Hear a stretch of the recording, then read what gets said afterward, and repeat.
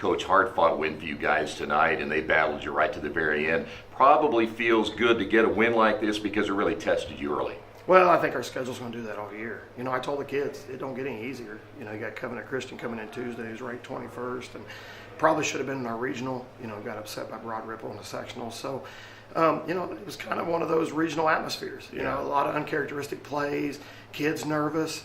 You know, I think both teams made a lot of mistakes that they usually don't make. You know, I thought the referees honestly did a great job. I mean, I know there was a lot of fouls called, but we did a lot of dumb things. You know, we're over the back, we're reaching in. I thought the first 5 minutes, our traps were right on. Yeah. You know, I thought our rotations were great, and then we got tired. Yeah. And then we lost legs. And, you know, that's what you fight through until you get to the point where you can do it conditionally the whole game.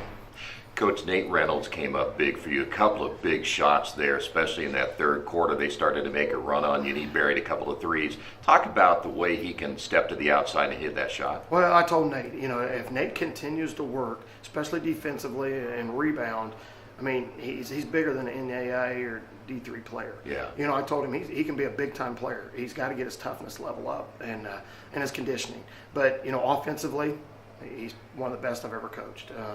You know, he knew he shouldn't have took that shot 2 minutes to go, but he's got the green light. Yeah. You know, and sometimes as a shooter, you know, you just get that rhythm and you think you can make everything. And he's one of those kids. I mean, he makes one, he's probably gonna make 6 in a row. So, you know, him and Tyler really need to step up, you know, and play smart and do the right things because we got so many new pieces. Yeah. You mentioned Tyler, too, and I know he got off to kind of a slow start, but then he was steady and finished with plus 20 again tonight and really hit some big free throws for you, too. Well, and that's the thing he's really worked on, is to make sure, you know, late in the game, him and Nate, you know, can go to the free throw line and make those kind of free throws. And, you know, I really think last year the regional final, you know, layups and free throws hurt us. Yeah. You know, it probably cost us a chance to win a state championship, and these kids know it. Yeah. And we talk about it a lot. And, you know, it just doesn't get any easier. I mean, this is one of those games you want to play. You know, win or lose, you know, I give Monroe Central a lot of credit. They played really well. I feel like I play the same team every year. I mean, those kids never graduate. I mean, the big brown kid and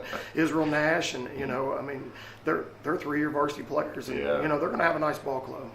Coach Lass, as you said, your schedule is going to be very challenging, and you mentioned a little bit ago some of the new pieces. Talk a little bit about how they kind of fit into this one tonight and some of those players that maybe didn't get those kind of varsity minutes last year. Now will have to get those varsity minutes for you this year. Well, Caleb Mikesell, I thought, could start. I mean, he's been a 3-year varsity player.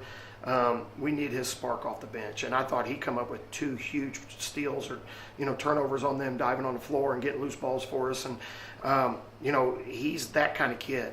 You know, I told him I need that spark coming off the bench, and he's kind of accepted it. You know, as a 6th man, you know, every kid wants to start, but he's on the floor at the end, and that's when it matters. And, you know, he's really fit in well. You know, tonight, you know, we had a couple kids that didn't play as much minutes as I thought, you know, they might. But it's early, and we're still learning. And then, you know, the freshman, you know, he's a freshman, so he's going to make freshman mistakes, and you're going to live and die with him. But in 3 months, he should know what he's doing. So.